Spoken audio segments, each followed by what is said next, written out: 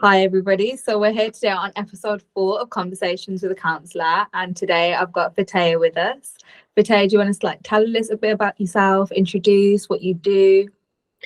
My name is Fateha Rahman. I'm a bilingual integrative counsellor, and I've just recently gone into counselling and come out as a qualified practitioner. And I have been working with the community. I have a lot of experience working with the NHS because I've worked in different sort of fields, different sort of roles, working with parents, working with children, working with young adults. So various different roles. So I have a lot of experience and within myself as well, because I'm a mother of 3 children, young adults as well. So That must be hard in itself. yes, definitely. And so all the challenges that come with it as well. I'm balancing life with work and other commitments and things like that. So I realized my strength lies in helping and solving problems for people, and that's where I realized a lot of people come to me and I kind of help them go through their mental awareness. So basically at the moment I'm actually working with a mosque, doing some volunteering, doing some counselling hours with the mosque. I do that 4 hours a week, so I'm seeing 4 clients at the moment.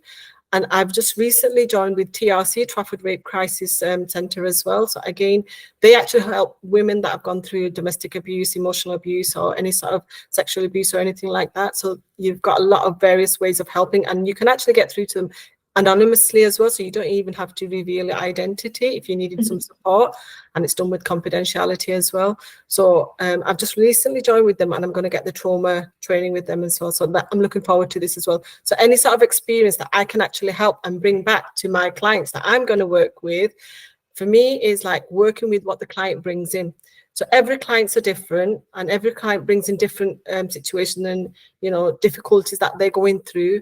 So I actually work with whatever the client brings in basically, and adapt my counselling skills to working with the client and focusing in their needs basically. Yeah. Thank you so much. Just for information and awareness, where is the TRC based? Yeah, so the TRC is based in Manchester. It's near the Trafford Centre, basically in Stretford, but they don't really reveal their location because it's all done anonymously through the call centre. So they do have a number that you can get in touch, and it is on Facebook, it is on Instagram, so you could just type in TRC or Trafford Rape Crisis Centre if anybody needed any support, and you can get through the necessary support that you need. So yeah, so it's done anonymously, so you can do a call centre or through email. So there's lots of different ways of support and counselling. Yeah. Thank you for sharing that. So what would you say is your client niche? Where would you say is your strengths? Again, you've highlighted it previously, but where would you say over the past couple of years, I would definitely say I have equipped my skills to deal with those kind of issues? Yes, I feel like a lot of majority clients I've had, and because of my own experience, I'm working within the community, so I'm getting a bit of a both when I'm working with individual clients as well. I realize there's the gap is the relationship issue. I feel what I sense is within my clients is the vulnerability about them being vulnerable to their partners or the children's or the siblings, in building that relationship, in changing the mindset and how they work with, obviously. And then you've got the parent-children relationship as well. So again, there's a big gap with the older generation and the new generation, and constantly changing with the new things, technologies and things like that come in as well. So I realize there's a gap in there. So when I'm speaking to clients and when they're sharing those, so I would actually work with them in the sense that ask them in the sense, what is your current relationship? How are you spending time with families or children or your partners? What is it you're doing? So trying to understand what they're currently doing. So that gives me an idea, where they're at the moment. And that's how I actually work with clients. And then it's just working with the clients in the sense that where you kind of work together in the sense you find like there's a gap in, there's a solution, and you help the client to come up with the solution as well. And again, sometimes I would do different sort of techniques as well. So you could do some CBT, some small goal setting techniques within the clients as well. So again, although I'm a person-centered, but I can be integrated. You have that toolkit. Yeah, so add other sort of modalities as well. So, whatever fits well within the client. And I have had really good positive feedbacks from the clients that this is actually coming to the sessions. This has actually really helped them to build a relationship within the children. You know, they really are so grateful for that. And at first, when I actually mentioned to them, have you ever thought of being vulnerable, or even telling them this is what's affecting them, affecting yourself, and this is why you're here in counselling? At first, it was like, for my client, was like, no, I didn't think of it like that. Oh, I'm not sure.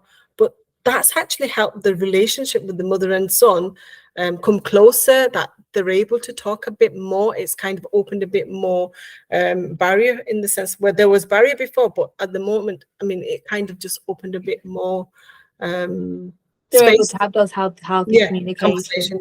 Talking about barriers, so is like, as you notice, like when you've said about clients being vulnerable, clients coming like together, would you say there's any cultural and language barriers currently within your like community when they want to access counselling? Yeah, again, obviously there's a big waiting list to access counselling as well, and then you've got the language barrier as well, especially for the elderly individuals, because when they have to go through counselling, they have to either use an interpreter or a family member. But again, it loses that safe space where they feel like they can express themselves in what's going on for them, you know, and going through an interpreter, it's not the same as them speaking, you know, about themselves and what's going on for them. So again, I've had clients where I've done remote counselling and I've done face-to-face counselling where, you know, they've been waiting for so long to speak to a Bengali counsellor, and I can actually speak Bengali. So I've actually worked with them, and I've had like quite a few sessions with them speaking in Bengali and given the support that they need. And again, I got really good feedback. So there is a barrier, and there's not many counsellors out there who speaks the same language as well. And especially for the elderly generation as well, you know, where and again, the stigma, again, changing that stigma as well, you know, thinking, oh, I don't have any mental issues, why do I need to go speak to counselling? Again, it's changing that mindset. That it's not about just having a mental health issues, it's just having that space there to say, actually, I can get this off my chest. Yeah. So again, I would actually speak to my client when they do come on and say, look, this safe space for you. I'm just to make sure they're at ease. I'll say that I'm not a judgmental person and I totally understand what's going on for you. I hear you. I sense what you're saying. So I make them feel comfortable that they're able to have that trust with me and share in confidence in what's coming up from what they're going, without feeling that, oh, I'm judging them. And it could be the same culture, same religion. Again, I've had positive feedbacks where they've actually said, you know what, from the first instant, they've actually said, I actually feel a lot better speaking to you. I don't feel, I've not had to feel like I'm being judged or anything. And I always remind them, you know, this is a safe space for you. This is for you. I wouldn't share that with anybody, even if we knew one another. So it's making sure that you actually reassure the client as well. 100%. And Fatty, what do you do for your own self-care? For my own self-care, what I do is I love hiking. I love to go exploring different sort of places. But I'd go with groups that I feel safe with, that I can actually explore. I'm scared of going out on my own. But I do look after my mental well-being. I would actually go out, go for pamper sessions or do some gym as well, and go out for meals now and then, you know, again, balancing the family lifestyle that I have as well. So I'd make sure that I look after myself as well and take some time out for me.